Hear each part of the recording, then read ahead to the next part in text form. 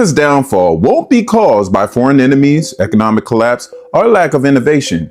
It will be destroyed by the very things it was built on: racism, greed, power, and the exploitation of the marginalized. People say sports aren't political, but history keeps proving otherwise. You want to know what finally pushed Alabama to integrate their football team? Not morality and not fairness. They got their asses kicked. So let's talk about the 1970 game that forced the South to stop pretending black athletes weren't superior on the field, and why this mindset is still playing out today. Europeans didn't inherit history. They burned it. Not out of ignorance, but because they knew the truth would void the receipts. The truth would collapse the entire storyline.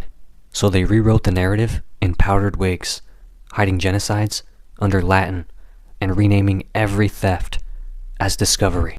This wasn't documentation. It was branding. Europeans didn't study other civilizations. They studied how to erase them and still pass the test. The moment they touched a library, it caught fire. Hello good people, a very good morning, good afternoon, good evening from wherever you're watching us from. This is A Week in Africa and I'm your host Bam. Welcome back to another episode of my YouTube channel, and today I'd like us to discuss about why America is falling and the reason as to why America is falling. So on our today's video I've featured three speakers, that is this is a very diverse video, and we are talking about the three main communities in America, that is the white community, the black community, and the Asian community. So there are three speakers from the from these three communities who are debunking all everything that they know that is going to make America to fall, and all this is based on history. And you know what, you cannot always run from history, and history is always fond of repeating itself. So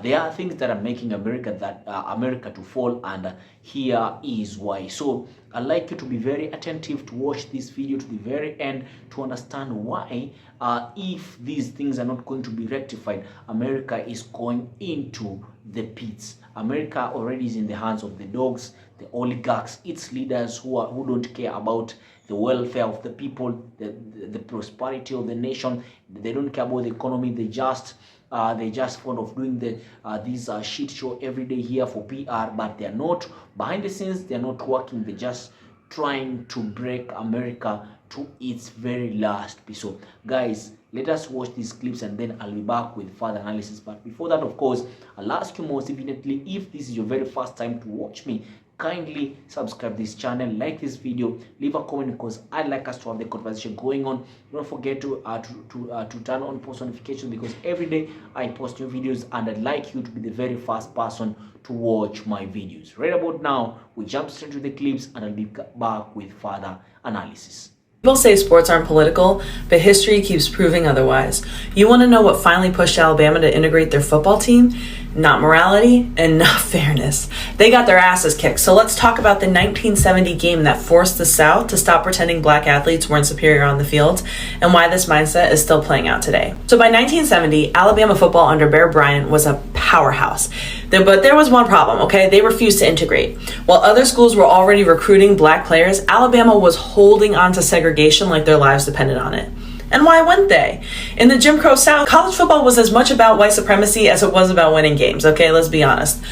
So then came September 12th, 1970. Alabama scheduled a home game against the University of Southern California, USC, a fully integrated team featuring an all-black backfield. This wasn't just a football game, it was a racial reckoning on the field.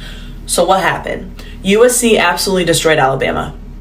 No surprise, right? The final score was 42-21, and Alabama had no answer for black running back Sam Cunningham, who put on a freaking clinic. He rushed for 135 yards on just 12 carries and scored 2 touchdowns. And he sent a crystal freaking clear message to the Crimson Tide. This game became a defining moment in the history of race in American football.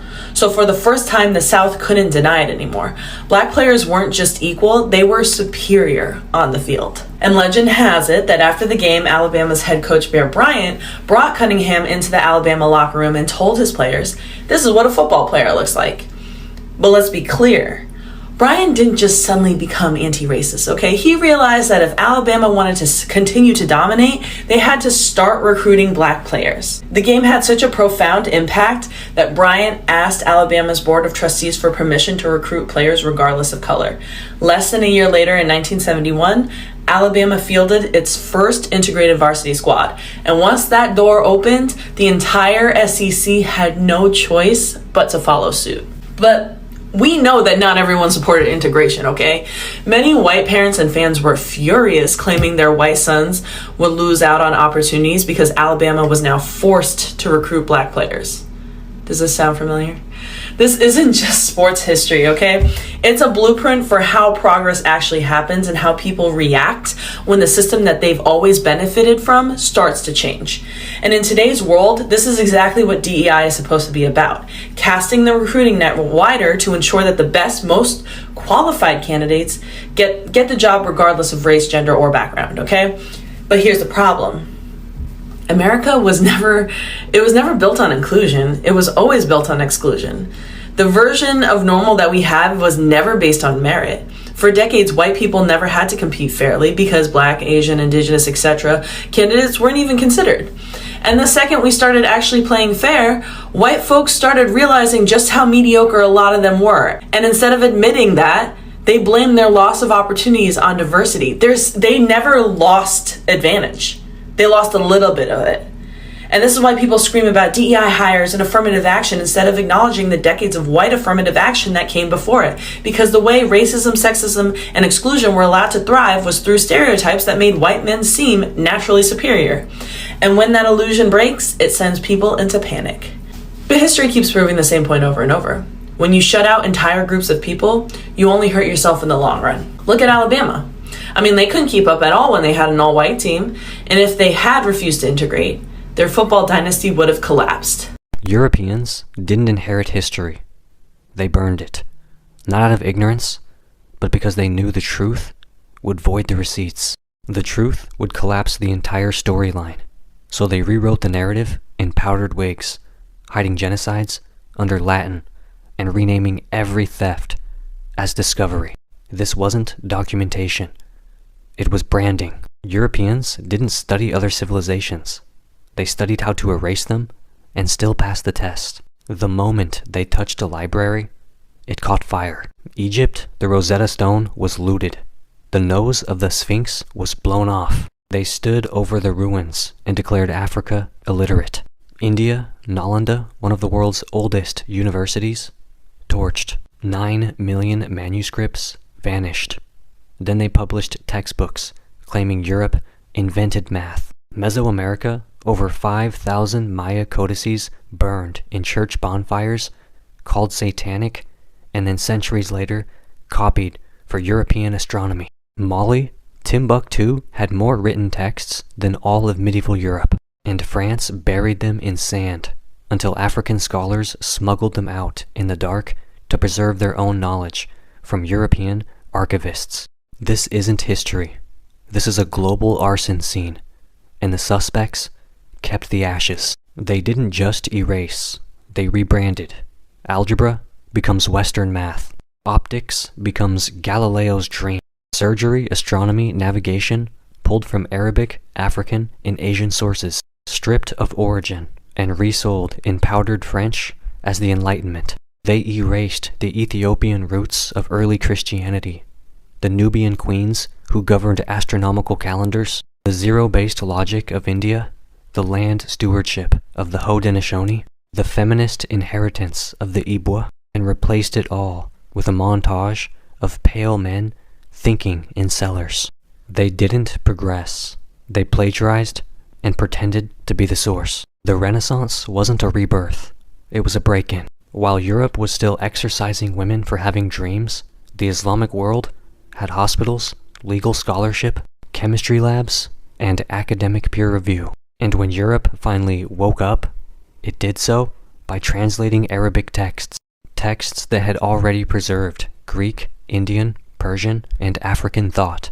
Ibn Sina becomes a father of medicine with a Latin name. Ibn al-Haytham becomes a precursor to optics, even though his work predates Descartes by half a millennium. This wasn't a rediscovery.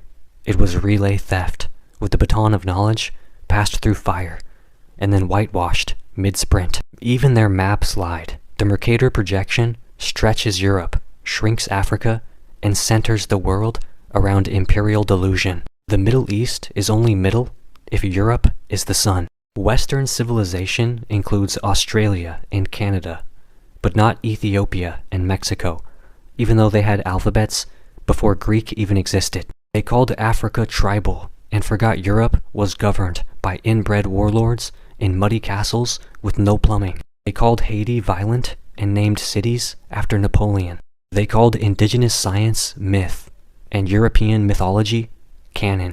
They stole bronze from Benin, called it art preservation, and then locked it behind glass and slapped a plaque on it that says gift. Stolen artifacts were labeled generous. Massacres were called missions. Human trafficking was called trade. This isn't historical confusion. It's weaponized curriculum. The lies are maintenance. The truth would collapse the floorboards. Because if the world knew that Europe industrialized slavery and called itself abolitionist, if they knew that democratic indigenous governments were destroyed to install monarchies and puppet regimes, if they knew that Europe's civilizing missions involved famine, sterilization, language erasure, museum theft, and state-engineered extinction campaigns, then there would be nothing left to claim. No moral ground, no myth of progress, just receipts written in blood and buried under their museums. This is why their timelines start with Plato and end with Churchill. Why every world history class skips from Greece to Galileo like nothing of value happened in those 2,000 years between, unless it was white and male and drawing triangles. Europe didn't document history. It hunted it and locked it in glass. It renamed it, and when we speak the truth out loud, we get banned from TikTok. But this isn't revision. This is restoration. We're not studying Europe. We're surviving its edits. Cope. America's downfall won't be caused by foreign enemies, economic collapse, or lack of innovation. It will be destroyed by the very things it was built on: racism, greed, power, and the exploitation of the marginalized. So let's start with racism. America's had a centuries-long addiction to white supremacy, from slavery to Jim Crow to mass incarceration to modern-day suppression. The system wasn't just built on racism, it still depends on it. And you can't build trust and unity and long-term prosperity when the foundation is hatred and division. Now let's talk about the power, because America doesn't just chase power, it hoards it. At the very top, power is concentrated in the hands of a few, bought and sold through billion-dollar lobbying firms and dark money, and the people at the bottom, well, they're distracted and divided and disposable. But power with no accountability always turns inward. It eventually devours its own. Then there's greed. America's true religion. Every institution, healthcare, housing, education, even justice is for sale. The rich don't pay taxes, corporations exploit workers, billionaires fly to space while families can't afford insulin. And no emperor has ever survived when it values profit more than people. And finally, exploitation. This country built its wealth off the backs of stolen people on stolen land. And to this day, it thrives off keeping Black, brown, indigenous, immigrant, and poor communities in struggle. It's modern day plantation capitalism, wrapped in flags and hashtags. But here's the warning. You can only ignore the cries of the oppressed for so long before the system breaks. While America continues to argue about whether racism is real, the rest of the world is moving forward, investing in education, universal healthcare, green energy, and collective progress. They're building bridges, America's burning them. And yes, if this country doesn't confront its demons, it will collapse from the inside out. Not because of the lack of greatness, but because of its refusal to share that greatness with everyone. The future won't be stolen by guns or war. It will be lost in boardrooms, courtrooms, and classrooms where equity is denied and truth is buried. And when America falls, it won't be a tragedy. It'll be a consequence. The story isn't just about football, obviously. It's about every industry, every opportunity, and every time change comes knocking. The same people wwho opposed integration in the 1970s are the same people who scream about the DEI hires today. And just like Alabama football, companies, institutions, and industries that refuse to evolve will get left behind. And you can either embrace the future or get steamrolled by it. Alabama had to learn the hard way. They got steamrolled. So who's next? Oh, and if you liked this, stay tuned for more episodes of Racist Sports History where we talk about all the times racism tried to win and got absolutely humbled instead. So from the first speaker, that is the lady who was talking about the history of the football in Alabama, America, if from that history already, you know that America is based on exclusion, on segregation. So when you see someone, the leader of the country, let's say the head of state, Donald Trump, someone who is trying to bring someone who's trying to bring some of these things that America tried to do away with, like segregation. This is something that people need to understand and they need to know. Right now, we're not talking about football clubs or schools. We are talking about companies, and companies, these are the building blocks of an economy. Because for a company companies employ people, and people, when they get paid, they take back the money into circulation. So if these companies, they won't embrace inclusion, rather than they will employ exclusion, bring about segregation. When we talk about America right now, in terms of when we try to look at history, it is not about these, as I've said, it is not about these schools, high school of the American football. It's not about the college football, it is about these companies. And I have said it, So when you see these companies that are trying to do away with DEI, and DEI is all about inclusivity. So if you're not going to include people in your company so that you can increase your sales, increasing sales means that you're building the economy, right? Running away from the truth. People should always accept to learn from history. History has a tendency of repeating itself. I'm sorry I'm saying this, but I think America itself should run away from using divisive tactics to run its government. When you find a country built on the beacons or on the beams of racism, exclusion, segregation, having a small fraction of people who are controlling the economy, these oligarchs, whereas the majority of the people who have the backbone, who are like the backbone of the economy, you're lying to them that you want to make America great again, but yet you guys are lying to yourselves. Now look at this guy who was talking about Europeans. Majority of America is white. America is a white population. So these guys are Europeans. We all know that they came from Europe. They traveled and they went to the United States of America. That white guy was talking about it. He was saying that, what, America, it's white people themselves. They have nothing to call their own. They are fond of stealing, breaking it, and they lie that this is theirs, which is not true. So when you find things, when you find a society whereby they cannot accept the fact that they have not been making steps ahead, they have been lying to themselves. So if you want to see a nation that is crumbling down, why am I saying that America is lying to itself, like how Europe or the white people have been lying to themselves? Look at the trade wars. America is trying to impose tariffs on each country. There's a country called Lesotho from South Africa. They were slapped with 60% tariffs. So a small country like Lesotho, slapping it with 60% tariffs. Trying to exclude everyone. Trying to fight with China, this is a story. This is an issue that I'll talk about that I'll talk about it later in my another video. But for now, they should learn from the past. I appreciate this black guy who was talking about how America was built, exclusion, racism, and the American system is racist. This is a no-brainer. Everyone knows about this. The American system is racist, and they are not ready to accept that they're racist. So first and foremost, you need to acknowledge that, you know what, whatever we've been doing is wrong.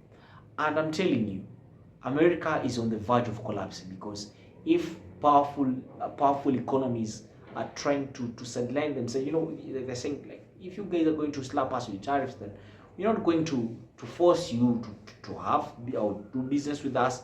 It's a matter of when, not if again. So if America has refused, we're going to look for other partners we're going to work with.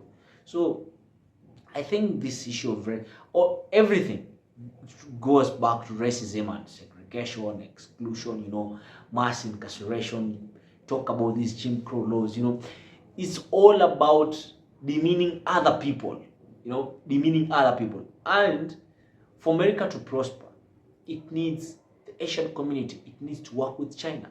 It needs the black community. It needs to acknowledge that it needs to create equal opportunities and chances for each and everyone in that economy. So I think it's high time you guys stand up and defend your country, defend your constitution. Do not let your country go into the hands of the dogs. Already it has, but you have a chance to save it. So I don't know what's your take on this, but let us have the conversation going on in the comments. So most definitely, I'll ask you to leave a reply, and don't forget to like this video so that it can be suggested to as many people as possible, because I like us to have this conversation going on at a greater depth. And also make sure that you turn on post notifications. Don't forget to subscribe, and I'd like you to meet you in my next video. This is Awaken Africa. I've been your host, Behaviour. Peace out.